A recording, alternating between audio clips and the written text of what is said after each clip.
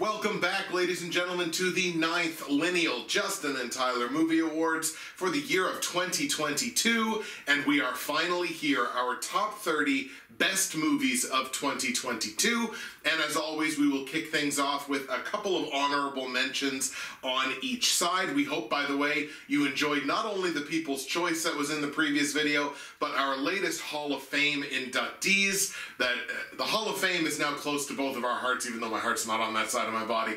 But it's very close to our hearts, and I think the only reason we have the credibility to have a Hall of Fame is because of viewers like you. So now we want to take the opportunity to say thank you very much for watching this year's award show, previous year's award shows, and let's get down to brass tacks. Yeah.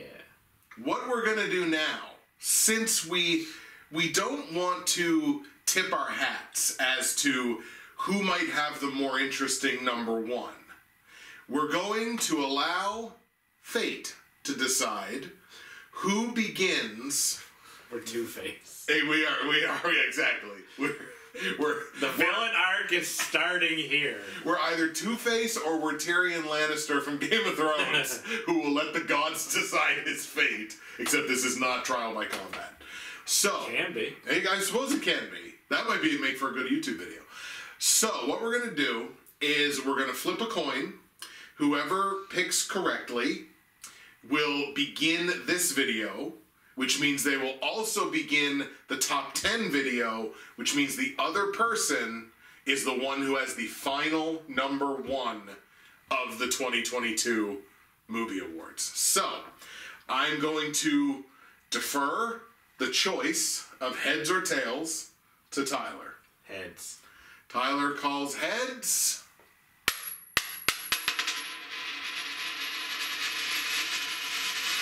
And it is heads.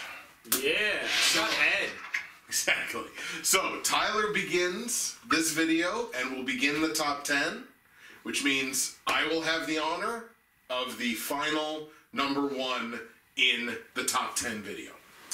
So, Tyler is going to kick us off with his honorable mentions. Then I will do my honorable mentions, and in this video, we will do movies number 30 through number 21 of our top 30 best of the year. So I could have done so many honorable mentions, but I stopped doing that a couple of years ago because it gives away too much. Right. You know, there are actually plenty of movies that are deserving of at least an honorable mention. If you haven't watched before, I've seen like 160 movies. Or something. This is my flex. This is the only time of the year I get to flex. That's 3 movies a week over the course of a year. That's it. That's amazing. Yeah, alright. Black Panther, Wakanda Forever, Do Revenge, Carter, Breaking, and Black Adam. Ooh, okay. I like it. Okay, let's just quickly go over these a little bit. Mm-hmm. I'm going to say one thing about Black Panther. It is a good movie. And it kind of made me appreciate the first one more, though. Like, I liked the first one, but the year it came out, it didn't even make my list. And I looked back and I'm like, okay, it's better than I gave it credit for at the time. I still don't love Black Panther like some other superhero movies. Right. And this one is lesser in all ways. I will extend an olive branch to it, though, and say, like, the biggest problem with the movie, it couldn't do anything about. Like, yeah. Boseman's gone. There was no way to dig yourself out of that. They didn't put their best foot forward. But it was still a fun movie, still entertaining, still had some great scenes. I like it. I just came out of it being like, you know, it's fine. It's good. It's actually not just fine. It's good. Yeah. Carter, just a fun action movie. Like, really fun, cool fight scenes. Breaking was like a good bit of acting from John Boyega. Actually, it was really good. I liked him. He drove that movie. It was fun. Black Adam, I didn't expect to like as much as I did, but it was just a fun ride. Yeah. just a really fun ride, and then it had Superman at the end, and then... And then because DC and Warner Brothers can't allow us to have nice things, we won't see either of those people ever again. Right. And then I left Do Revenge to the end of this because this was a bit of a surprise how much I enjoyed it. This is junk food. It's like really pretty people doing terrible things to each other with like a pretty cool soundtrack and stuff of songs that I liked and haven't heard for years. Like Flagpole Sitta from Harvey Danger. Yes. Like, that's a great movie song, but I haven't heard it in ages. And it just has all this cool stuff. I liken it to the first Never Back Down. Where this isn't an original opinion, I actually think a critic said this, and I've kind of co-opted it. But that movie, Never Back Down, was like surprisingly fun, just because it was like a bunch of pretty people, and they were like, "We got all these cool songs, let's have a party." Yeah, that's what this was to me, and I came out of it being like, "Okay, wow, this was actually quite a bit of fun. This is like the best of the honorable mentions, which I never thought I'd be saying." Very cool. And those are my Hans. My honorable mentions for 2022, I only have 3 of them because, spoilers, I didn't watch quite as many movies as Tyler did this year. But I do have 3 that I think are worthy of an honorable mention.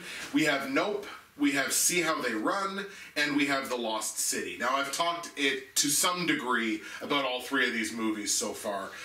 Nope, I have this thing that I love to say about Jordan Peele, which is that Jordan Peele loves concept over narrative. Yeah. And concept over narrative went nuclear in Nope. Yeah. Because the entire movie is just like, when your movie spawns multiple think pieces that says Nope could be about any of these 9 different things, and no 2 articles talk about the same things. So it's just like there's so many theories and so many concepts and everything like that, and I'm still sitting here thinking like, my biggest problem with this movie is that it struggles to tell its own story. And that is something that I think is a problem of multiple Jordan Peele movies. But I still like the way Jordan Peele makes movies enough that this one, even though I consider it to be his weakest movie, still hangs on as an honorable mention. Because, like, again, I like metaphor as part of the message. Sure. When metaphor becomes the message, that's a very thin line to walk. But Jordan Peele's still talented enough that it still holds on to me as an honorable mention. See How They Run. I talked about it before with Saoirse Ronan and Sam Rockwell. It's a witty repartee, the movie. Like the whole movie is just witty repartee back and forth. Yeah. The cast is strong. It's an interesting kind of whodunit within a whodunit, because the movie's a whodunit, but then within that whodunit is another whodunit. So it was interesting enough, and it was, again, propelled by that really good narrative and that really good cast. It's a really quick pace. The movie is, and I've complained about this before with other movies, the movie is like explicitly meta. Yes. And I've complained about that with certain movies before, but it goes back to the, is it a feature or is it a criticism kind of thing? This movie being explicitly meta was a benefit to the movie. It made the movie in and of itself more enjoyable, and it might not have landed here was that not the case. In The Lost City, we talked about before, like, just, again, surprisingly well made. One of the genuine surprises of the year to me, and it's very intentionally so, that the movie is marketed the way that it is. It's made to look like what it is, and then once you go in and watch it, you're just like, oh, there's actually a lot more beneath the surface here. Right. And it's done that way. It's kind of meta in that way as well, because it reflects the fictional writer that Sandra Bullock is playing and her books. It's the exact same with that. Everyone thinks they're a certain thing. There's a lot more beneath the surface to it. Everyone kind of thought this movie was going to be a certain thing, and there was a lot more beneath the surface to that as well. So that played in a really fun way. And again, just one of the genuine surprises of the year. So those are my 3 honorables: Nope, See How They Run, and The Lost City. One more thing I did want to add about The Lost City. There's a good amount of like comic relief in the movie that genuinely is just filler. and it doesn't really contribute to the way that it tells the narrative. I think that could have been shaved down a little bit. The presentation would have been a little tighter, and it probably would have made it into the top 30 based on that. So I don't have much to add to any of what you just said, so we'll just go to my number 30, which is After Sun. Oh, there you go. Represented on the People's Choice Awards. Yes. See, I'm a man of the people. Well, also Tyler. making fun of people. Man of the people. So After Sun is a nice slice of life film that does a good job of exploring the relationship between father and daughter, at least in a short period of time. Mm-hmm. It explores loss and memories well. The ending is really beautiful visually and musically, and the movie feels very real. But at the beginning, when I was watching it, I wasn't super into it, and I knew that the reception was really high, and I was kind of sitting there like, I don't get it, right?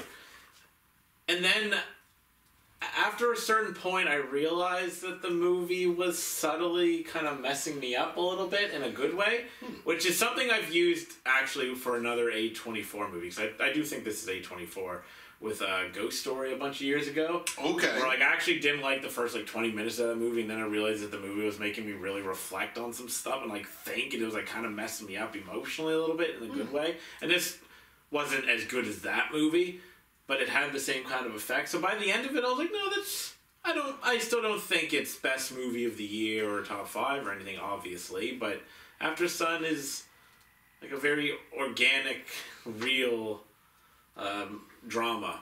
Nice. So, yeah, number 30, After Sun. Very good. My number 30 best movie of 2022 is a movie that we've talked about in a few other videos before. I don't have a ton to add to it, but it's Amsterdam. So this was one that, again, I still had higher expectations for it. I'm shocked that it wasn't at least good enough to think oh, this might be a top 20 movie or even a top 15. That was kind of my expectation going into the year. It did just barely hang on to top 30, and I did want to make a point, because again, I've talked about I love this cast. I like David O. Russell's movies. I think this is a well-made movie, but I didn't think it was as fun as it could have been. I didn't think it was as interesting as it could have been. But the point that I wanted to make about the movie is it feels to me like a movie like American Hustle, right? Which I think is another David O. Russell. Yeah.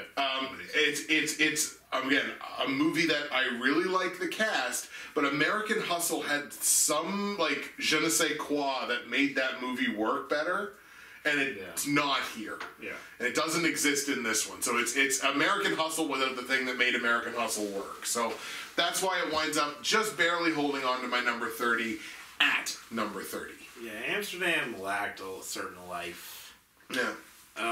I'm actually surprised by 2 of your picks so far, because I didn't mention this, but I'm surprised that Nope was even an honorable mention, judging from the conversation you and I had, and I'm surprised that Amsterdam actually makes it in. But, cool. Just right barely on the tail. And maybe part of it is maybe I just didn't have the heart to not include them. That's a possibility, but we'll go with it. So for my number 29, Santa Claus is Coming to Town, because it's Violent Night. Is this, I see, you said that it might be the best Christmas movie. Is it the all-time great? Nah, a hell of a lot of fun. Yes, most definitely. Harbour handles the physicality of this really well. He was a great pick for this, and the way he delivered some of the lines, the one I just did, it was so perfect. And it sucks. I would like to talk more about this movie, but I get the feeling it's coming up on his, and also I don't know what else to say. It's just because sometimes you just get action movies, they're just fun action movies. Yep. And it's boring to talk about, and it makes it sound like you don't love the movie or whatever. But it's fun. It's just fun. Shout out John Leguizamo, because he does good work. He does good work at this as well. Yeah, he does. My number 29 best movie of 2022 is Where the Crawdads Sing. Now, part of what I appreciate about this movie a lot is, well, there's 2 things in particular. Number one, having not read the book before I saw the movie, in full, I didn't have my own interpretation of what the book was kind of muddying the water and getting in the way of my enjoyment of this as a movie. Sure. So I could just experience this as a movie. I understand that it's Olivia Newman's representation of what this story was. But as a movie, I thought the movie was really well made. I think she's a pretty competent director for someone. I think this is only like her second directing credit. So as a sophomore director, I thought this was actually pretty darn well made. And we obviously talked earlier about Daisy Edgar Jones being like one of the breakout female stars of the year, and she just did such an immaculate job with this role. The Marsh is such an interesting backdrop, and I do wish that she would have employed it more. 1960s style glory shots of the Marsh. We just didn't really get enough of that. Like, the Marsh was a presence, but you should almost do with the Marsh what Sicario did with Mexico. Like, the Marsh should almost be its own character. Yeah. And they didn't really go that far with it, so I feel like there's more that could be done on that level. But as it stands, very competently put together. I really enjoyed myself. Obviously, you have that top performance right at the beginning of it. So yeah, Where the Crawdads Sing is my number 29 best movie of 2022, and kudos to all involved. So I agree with pretty much everything he says about his pick, so I'm going to go on to my number 28, which is Scream. Ooh, okay. Okay, so I like horror movies. I like slasher flicks. I think if you were to like sit me down and be like, what's your favorite kind of like slasher flick? I like these types of like Scream, and I know it's not as good, but like I Know What You Did Last Summer, where you don't know the killer, so the whole time you're trying to guess it, right? I like that more, generally speaking, as like a rule than knowing the killer and him just going around just slashing. I'm not saying there aren't movies that I really love that do that, but I like these types of horror movies. Like, you know what I mean? Like the Fear Street trilogy had some of that too last year, I think it was. While this does have some brutal kills and it has my girl Jenna Ortega in it, I really am here for two things: the meta and the twist. When they reveal who it is, which wasn't completely satisfying, but it was good enough. And the meta, which I'm going to tie back into you, it's a feature of this kind of stuff. Like in a movie like Scream, the meta is part of it. The meta is the character. Yeah. Like, and so, like you were saying, like, you know, sometimes being overly meta can be annoying. Like, you have to have like a good cast, like a charming cast, and like, you know, to pull off meta, and and Scream had really good meta, and I do look forward to the next one, which is like this year, very soon. Isn't it in February? Something like that. I'm looking forward to it. I like it. I'm glad that Scream is still good. Yeah, like in a length of time where you would think it almost like this has no right to still be good. The fact that it is still good is pretty encouraging. Yeah, and I will say, I told you this off camera, I think yesterday or something, when you were going through your worst movie thing with the horror, like, icon thing, and I remember telling you afterwards, I was like, I was so scared you were going to be like, number 1, Scream, and then I was going to be like, what? How could you not like this? But he didn't. The long-running franchise that still did it right, like the only horror one this year, maybe. I'd have to think, but maybe? It could very well have been. Yeah, go Scream. My number 28 best movie of 2022 is Men. And this is a pity. I like it because of Alex Garland. And that's what it is. And it's the reason that this makes the list at all is because it was visually and tonally interesting enough, along with an aspect in which I think Alex Garland is almost undefeated as a director, which is like right down to the little minute details, like right down to how someone's hair actually looks when it's been very lightly rained on. Because if you watch like big Hollywood productions, people's hair almost never changes. Yeah. Unless it's been like, you're like, you're running through a literal rainstorm, and then it'll change because they have no other option. But you'll see people like walking through rainy whatever, and their hair still looks immaculate. It's like, no, that's not real life. So I give a person like Alex Garland a tip of the hat in this instance because of little minute details like that. And yes, do I want to sit through that movie and pick those? I do, because I like the director. So I gave the director that level of credence and credibility. Like, this is not higher on this list, and it's its own fault. It's its own fault that an Alex Garland movie is not higher on my list than this. The problem here is that it's clearly his weakest film, because the messaging is, like, the best thing I could say about the messaging is that it's pretentious and heavy-handed. It almost slaps you in the face with it. It's like, men are all the same, literally, because every single man in this movie is played by Rory Kinnear. Like, almost every single male character of any significance or any name is all played by the same person and looks like the same person. So it's like, that's very...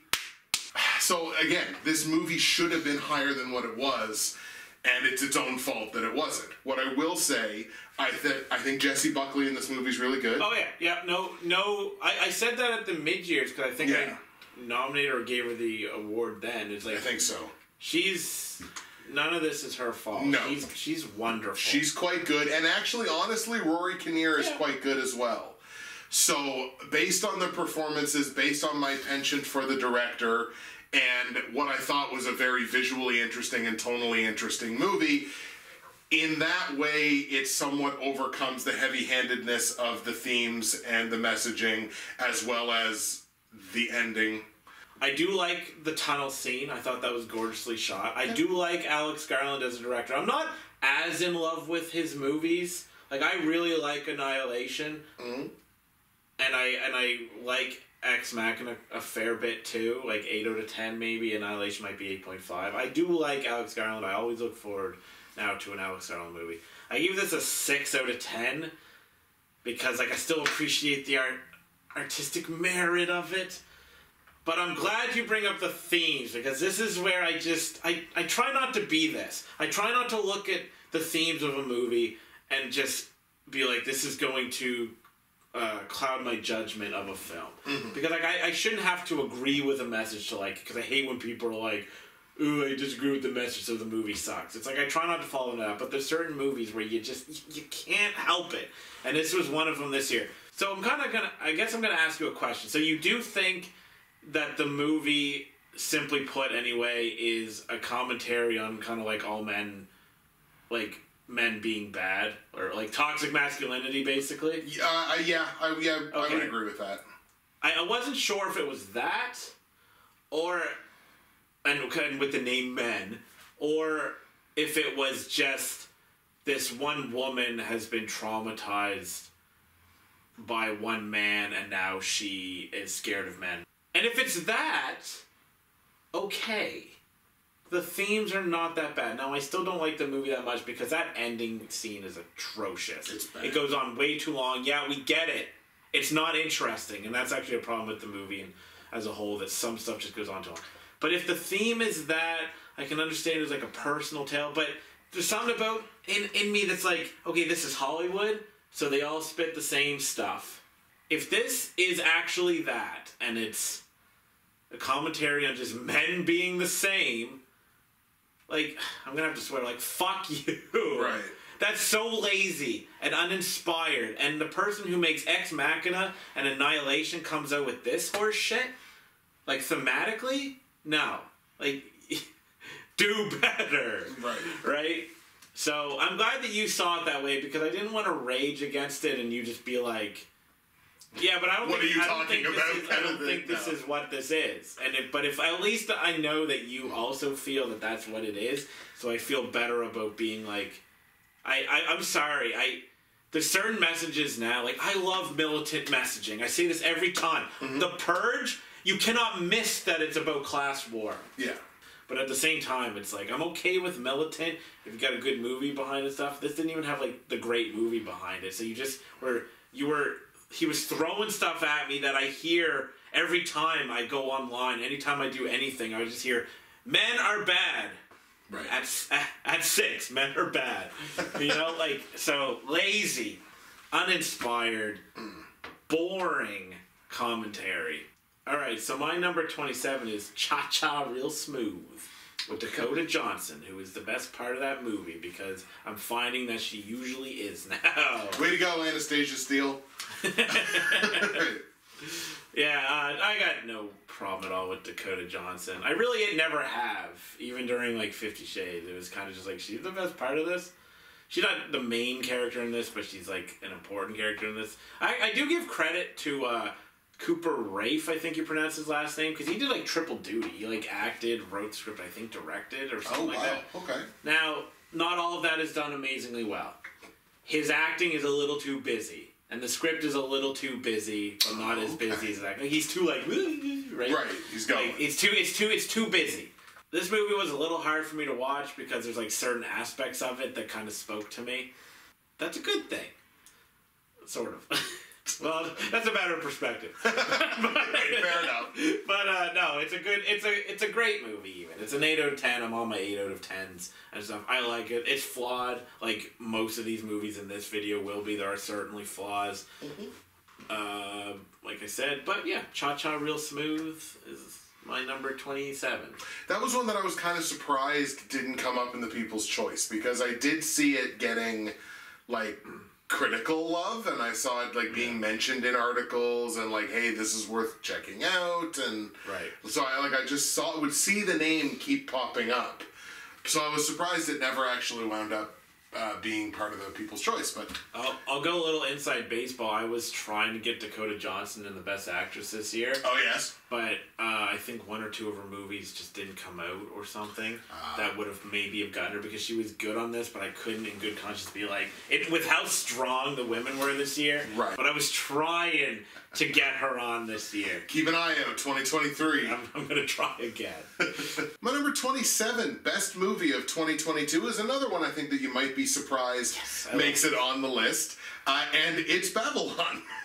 So it's another instance. I'm not happy at all about this. No, that's fine. Look, this is another instance of, again, this movie needed to be at least an hour shorter. Yeah. You can say that and still acknowledge that what is in there is enjoyable even if it drags. Yeah. And there was definitely enough going here to keep me invested. Really, really magnetic performances. Like, even though the movie does drag. And again, a good editor, and I go back to this, like, we have an editing problem in Hollywood. A good editor will look at this and say, I can make this movie an hour shorter, and your movie's going to be better. But I may like this, I like this more in a certain light. Because this is a story of a certain time in Hollywood. Like, a certain time in Hollywood. Yeah. Right? The transition from the silent movies to the talkies. Once Upon a Time in Hollywood is also a story about a certain time in Hollywood. And I look at this and go, wow, this is everything that movie should have been. Yeah. Despite the fact that both of those movies are too long. But it's like, this is so far superior to that movie that so many people seem to actually like. Still an hour too long, but this is so what that movie should have been in terms of the way it's presented and the way it tells the story, even if it is too long, and the way the performances come off. And it's like, everything good about this is what that movie should have been, and Quentin's a good enough director that he should have known that, but apparently it took Damien Chazelle shoving this movie into his mouth to be like, no, this is what your movie should have been.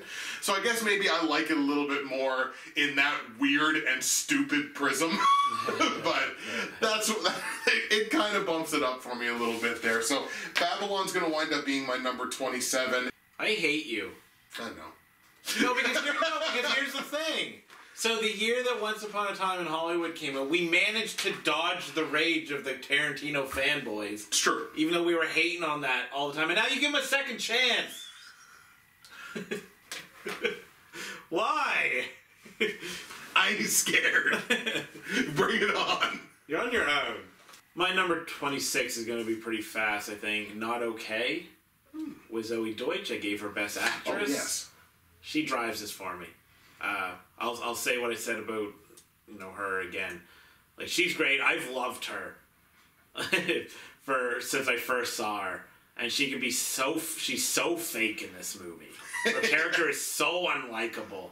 But it's Zoe Deutsch, so her character's likable. Like, I could meet this girl in real life and somehow forgive her for everything she's done because it's Zoe Deutsch and there's something about her. Right. And the movie was pretty clever, though not always, and very specifically on, like, one side of the political aisle, but that's whatever. That's actually, I'm not even criticizing. Like, where I criticize men for that, I'm not criticizing this because there's, like, a good movie here and that it's fine. Like, it's messed, whatever. Mm-hmm. It's not as funny as I had hoped, but it's more emotional than expected. That's fair. That's all I got. So my number 26 is Not Okay. Are you okay, number 26? Do you need to talk to somebody? My number 26, best movie of 2022, relates to something we literally just said off camera. It's Black Adam. We were just talking about The Rock. So, look, this was obviously a Dwayne Johnson passion project. I think he said he was trying to make a Black Adam movie for, like, 15 years or something crazy like that. I think this movie, when you watch it, exists in a pretty unique space in the superhero movie genre. Like, I think it's distinct from most any other one, with the exception of maybe Shazam, because I mean, obviously they're so directly linked with each other in the DC universe. But like, I just think it exists in a fairly unique space. I would describe the pace of this movie as either breakneck or it doesn't have one. Because, like, this movie slams through plot points like Black Adam through walls. Yeah. Like, it just goes from one plot point to another, and it's like, we really don't care how this mixes together because the visuals are really cool, and you're just enjoying watching Dwayne Johnson completely give himself to this character, to the point that sometimes in his movies, you get that feeling of, like, it's The Rock playing a character in a movie. Yeah. But in this, I genuinely felt like it didn't feel like The Rock playing a superhero. Like, it felt like a pretty, like, authentic and earned, like, kind of performance, right? So it's kind of underrated. Like, I certainly wouldn't have looked at it for any kind of performance award. But it's an underrated little performance that feels relatively genuine. There's a lot of fun to be had in it. Obviously, like I said, the visuals are mostly great. And I would like to personally thank DC for ensuring that none of it actually mattered. I liked Pierce Brosnan, too. Yeah, he was absolutely. Great. He was great in this, actually. I think it's insulated with a pretty good cast. Yeah, it is. Yeah, that's a good pick, Justin. Yeah. All right, my number 25 is a cheater pick. Saloon, I think. Saloum. Saloon or Saloon? Saloon, yeah. This movie has, like, a lot of mysticism in it, and it blends some genres together, and there's like the main characters have a bit of a brotherhood, which I wish was explored a little more. And the action was a little bit of a letdown after, like, the build up to it. But this was a pretty original movie, and I really, like, I mentioned the genre blending. That's really what drove this for me, because I like when you take genres and kind of mix them together in an interesting way. Yeah. So I won't spend a whole lot of time on this one, because I can tell you didn't see it, and that's pretty much all I have to say about it. So my number... Or maybe it's your number one. We shall see. Yeah, it's not. Number 25, Saloon. Excellent. That's very cool. My number 25 best movie of 2022 is Bones and All. My boy Timothée Chalamet, Taylor Russell, who, like I mentioned before, I really liked in Words on Bathroom Walls. Not so much here. I thought her performance was a little bit lacking, but I thought this was really, really, really well put together. Chalamet is such a presence, basically, in everything that he's in. He didn't have to do a ton of heavy lifting in this movie, but the characters were compelling. I thought it breezed along really well, told a really interesting story. Mark Rylance, obviously, is very good in this as well. And also, I was sitting here trying to remember the last time I partook in the cannibal subgenre of romance movies. And I think the last time might have been Raw. Yeah, I knew you were going to say that. I said it was, what, 2014? Now, yeah. And this is way better than Raw. Oh, yeah. Because this movie doesn't try to tell you that you're a cannibal if you eat meat. So, it's a lot better than... On the sliding scale, it's a lot better than Raw. So, my number 25 is Bones and All. So, I ended up watching this because I saw that you had seen it. I was originally interested in it, and then I learned kind of what it was, and I was like, nah. But then I was just, like... scrolling through particular just to see if your name popped up. I was like, did Justin see it? And I was like, okay, he did. So I'm going to watch it because I like to see stuff I don't, that you've seen so I can talk about it. I don't love this movie, but there are some things I love. The soundtrack is great. Yeah. Like Trent Reznor and Atticus Ross. Yeah, I was going to say Atticus Finch. I almost made that mistake. They are a great duo. And I don't like Nine Inch Nails. I actually have been on record being like, when Trent Reznor sings, I wish he would shut up most of the time. But when he makes like instrumental music and now what he does, soundtracks, what he has for a while now. Like I still listen to mid-90s, like their work on mid-90s. It's like 4 songs, but I actually listen to it quite a bit. I only knew it was about cannibals because I was just reading through comments one time and somebody mentioned it. Right. I was like, oh, it's a cannibal movie. Be aware that this is a cannibal movie, honestly. Right. It's not just like a romance of like a Bonnie and Clyde type of thing. It's like, no, these people are eating people. So my number 24 is Pupil of Chimney Town. Oh. I'm just going to soak that one in because I know you like this. I know that this one's coming up on yours. So you're going to have a lot to say. So I'm going to say 2 things. Mm-hmm. 2 things. One, it does a really good job of crafting like kind of a relationship, whatever, between father and son, which is nice to see as a male, And there's this like speech at the end. This isn't word for word, but it's the gist of it, and I'm just gonna read it. Where the mom's giving this speech to her son to go ahead and do what he needs to do, and she's basically like this. She's like, "Your dad laughed when he was happy, cried when he was sad. Had hungry tantrums. He beat people up when he was angry. He was a hopeless idiot. And then she pauses and she goes, how could someone like that lie? And I'm like, that is great. That is a great speech. Because, that whole time he's like, this is the way things are. And people are like, no, he's not, he's a liar or whatever, right? I don't remember the movie exactly. You'll remember it more than me. But I thought that was like a really cool speech to her son. And then the last like 30 minutes is really great. This is it's technically a dystopian movie, but it's kind of more, like, pleasant in a way. Yeah. Like, a little more colorful and stuff. It's not just, like, the downbeat, like, dreariness of it. And 3 cheers for the garbage man, and that's all I got. Literally the man made of garbage. Yep.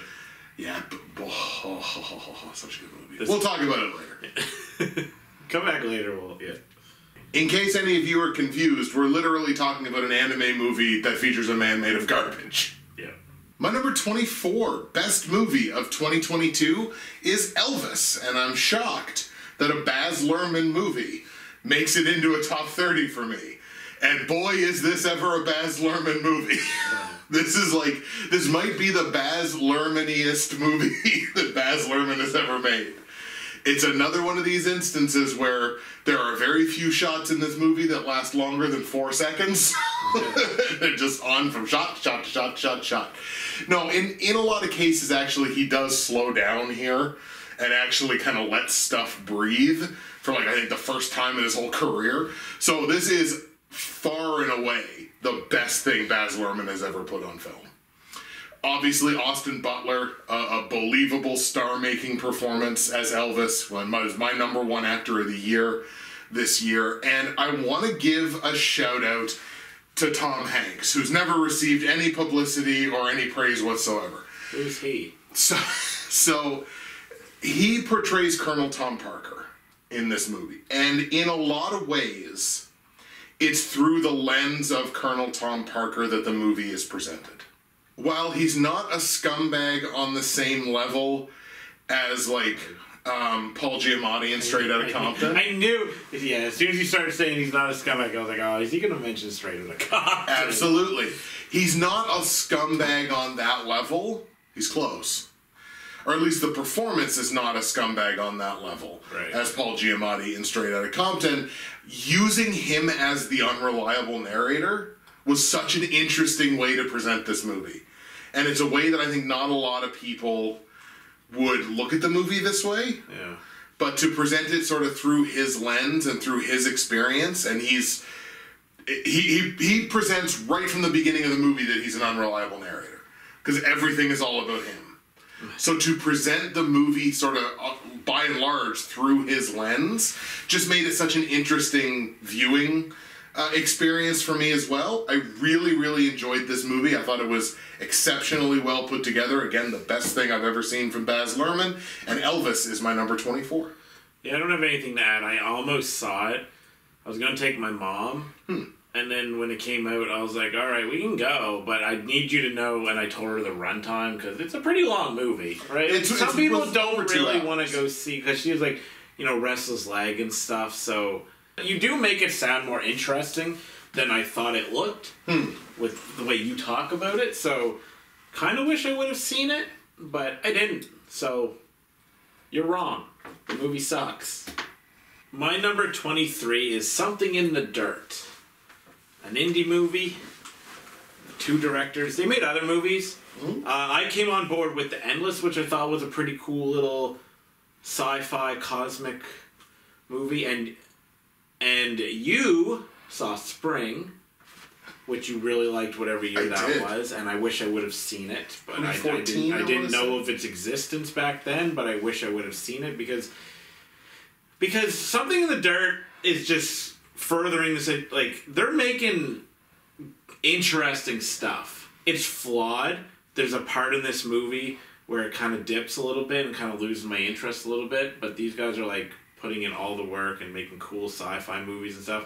And it does end up regaining my interest a little bit, because it goes from kind of being a sci-fi, like, horror-ish movie to being an exploration of, like, documentary filmmaking, which I did not at all see coming. Like, they're making a documentary, but I didn't know just how much it was kind of going to lean into the process of making a film. Right? So it did go. It kept that premise of being something weird happening, but then it became something a little bit different, and I appreciated that. I don't think the movie's not a 9 out of 10. They've never made anything to me that's a 9 out of 10, because there's always a little something that keeps it back for me. Right. But it's a solid 8.5, and these guys are putting out really fascinating work. Cool. So I'm going to keep paying attention to anything they do until they start making turds. Then I'll be like, I think I'm done with you guys now. You fell off, but... Oh, yeah, and shoot, I would have made it more of a priority to see that had I realized it was by the people that did Spring. I should that should have been one of those moments where I messaged you and been like, hey, Something in the Dirt, you liked Spring. Right. I'll message them occasionally and be like, hey, you like these people. Did you know that this movie is... And that was on my radar, too, and I just didn't. Seen it. Damn it. My number 23 best movie of 2022 is a movie that you spoke of earlier. It is Violent Night. Obviously a movie you don't really come to for powerful performance, but David Harbour is great in this. He's really, really just does excellent work from, like, the first few frames of the movie. He's right in the character, and you're right there with it. And like I mentioned earlier, John Leguizamo, I think, did good work here as well. So the credited director is Tommy Vercola, I believe is the name. But David Leitch either produced this or had something. And as I'm watching, I'm like, this feels like a David Leitch movie. Right. It's got his fingerprints all over it. And then as the credits roll, I'm like, oh, there he is. He's not the credited director, but very clearly Tommy Vercola has gone to the David Leitch school of making stylish-looking movies, because this, for what it is, has that stylish look. It just feels like a David Leitch movie. So, and that's, by the way, that's me giving him props. That's not me saying you ripped off David Leitch. It's literally me saying, yeah, more directors should make movies like David Leitch makes movies. So, look, that is a compliment for sure. I don't have a whole heck of a lot else to add other than something about Christmas time makes you wish it was Christmas every day. that beatdown scene makes you wish that you saw another one of these movies. And who knows, maybe this year or next year we might see a Violent Night 2. I hope we do. Yeah, I'd be down to revisit this concept one more time. Shoehorn in a plot. Yeah, just to get it going. Screw it. There you go. So Violent Night, my number 23. Oh, you know what I didn't expect from that? Like the whole like Viking background. Was it Viking? Yeah. His whole history of who he was and stuff. I actually didn't Yeah, that's right. Yeah, that he was just like basically a pagan, like warlord who dies and then becomes Santa Claus. Yeah, that was unexpected. Okay, so my number 22, the champagne pick, as he likes to say, is Decision to Leave. Oh, that's a very worthy champagne pick. Excellent. But also kind of low, like on a list. Like with how competently made the movie is, and I think the reception of it and stuff. I actually kind of expect it to be higher. What kind of keeps it back a little bit for me is that there's not enough emotional oomph for me to get super invested in. And like I did like the romance between like the killer and the cop. That did have enough push and pull to keep me interested. But man, like I've said this before because I gave the guy a nod for best director, but the cinematography and the directing and the editing is fantastic here. It tells its story so well visually. I mean, it's a good plot on paper anyway, but then he just adds these flourishes that go above and beyond. Just, you know what I mean? Yeah. And so Decision to Leave is a very worthy movie to be higher up on other people's lists. It's you know, it left me a little colder than I would have liked, but I respect the hell out of this. Nice. So. I'm kind of glad in a way that you mentioned that your champagne pick, as it turns out, leaves you a little cold. Because I feel the same way about my champagne pick. My number 22, best movie of 2022, is Everything Everywhere All at Once. Okay, here we go. And that's a movie, and again, that's going to make people mad, because it was literally your people's choice. A lot of people, apparently. A lot of people's choice as the best thing to come out all year. And look, the movie that this reminds me of the most, in terms of my personal arc with it, is Birdman. Birdman is a movie that I mistook respecting it for liking it. Okay. Oh, that's... Oh, okay. So, like... And not that Birdman's a bad movie. Okay. And Everything Everywhere is not a bad movie either. But I came to the realization a lot quicker with Everything Everywhere that, like... Okay, I don't actually love this movie, but I really respect what it does. I respect what it does artistically. I've talked about this in other videos. I respect what it does artistically. I respect the willingness to just continue to go absurd with it. I respect the visual spectacle that it is. But ultimately what it is for me, is a very visually interesting movie that I feel completely detached from emotionally. That's what I wound up feeling about Everything Everywhere. So if it is Everything Everywhere All at Once to all different people, that's what it was for me. Something that I really enjoyed visually, but have almost no emotional connection to whatsoever. But the visuals were so well done, and the overall experience was still good enough that it does still land at this spot on my list. But it's not a movie that made me ping on an emotional level at all. Our champagne picks are both really pretty movies. They are. The only other thing I'll add there is, among the other things that I respect about this movie is, I respect the hustle of, hey, multiverse, that's hot this year, let's do that. So, whether that was planned or not, it could have been a happy accident, as Bob Ross would call it, but I respect the hustle of, let's do a multiverse movie as well. So it did embrace the chaotic nature of the idea of a multiverse, which is really cool.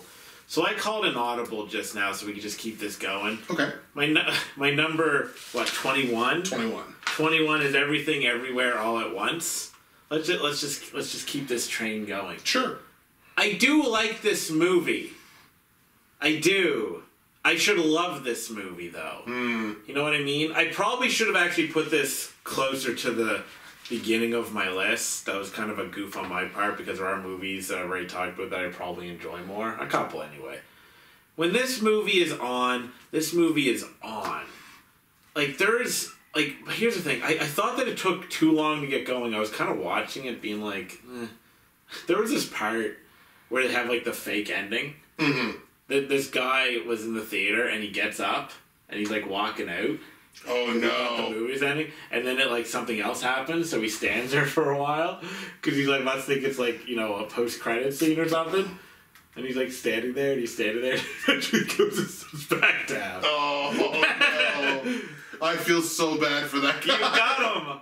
When this movie is at its best, it feels almost like a Mr. Bungle song, with the way that they manage to handle the chaotic nature and the genre and flipping visually and stuff like that. There's a 9 out of 10 movie in here. Easily. But it just can't always sit that. Like you said about there being no emotional payoff. Like, the end got me a little bit, but here's the thing. I've stopped giving movies much credit on being able to get me emotionally a little bit, because like most movies can. Because I'm a sap. Oh, okay. So it means nothing. Unless the movie really gets me, the right. emotional, like, it doesn't matter too much to me. It's like, okay, it's good that it's there. But I still mostly felt cold. But there's this, like, one scene where they're trying to stop the guy from putting something up his butt. Do you remember that one? Yes, I do. And that's interesting with great choreography. And then one guy jumps in slow-mo with something in his butt. But I'm like, see, that's where that movie's a 9 out of 10 for me. Because I started laughing, and like the action was fun, and it was clicking. There was a portion in the movie where everything was really going nuts, where I was like, oh, now this is the movie right here that I because even by the time I saw it, because I saw it when it was still in theaters, people were loving it. I was like, okay, I can see it now. Right. And then it's like, oh, no, we're going to dip again. And I know some people were probably like, really? The movie's so insane? I'm like, is it that insane? Like, there are parts that are insane, but it takes too long to get going. The ending is meh. And it should have probably trimmed 20, 30 minutes off of it, and it would have been just a concise, like, superb film the whole time. So, yeah. I like your pick. I like my pick. And with the final pick of the video, my number 21 best movie of 2022 is The Black Phone. So we talked a little bit about Ethan Hawke's performance before, not mind-bending, but certainly good with the material that he was given. That, of course, included your cinematic beatdown of the year. On Jesus. On Jesus.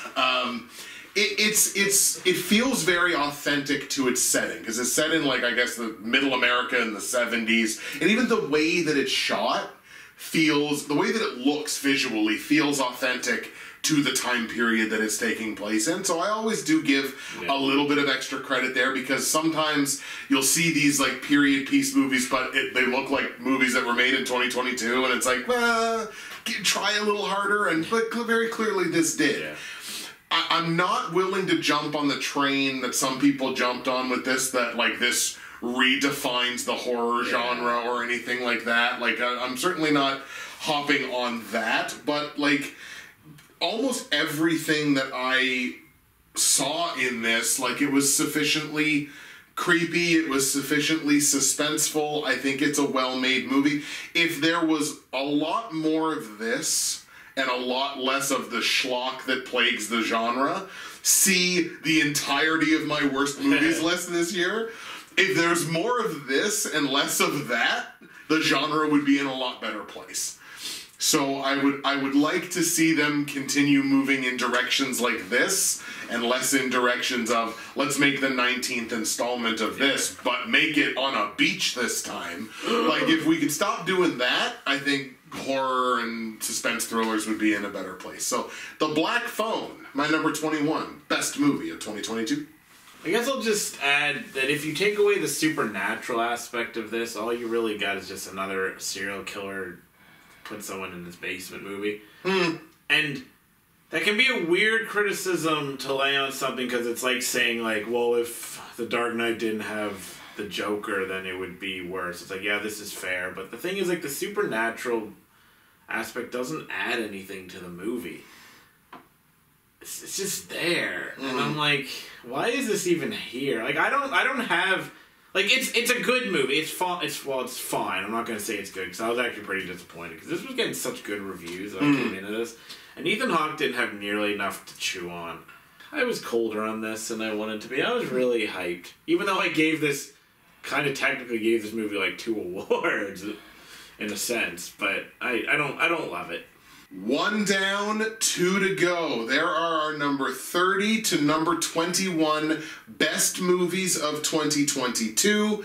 And on the next video, you are going to see us break into our top 20 with number 20 through number 11. We're getting close. It's getting down to the end. What will our number 1 movies be?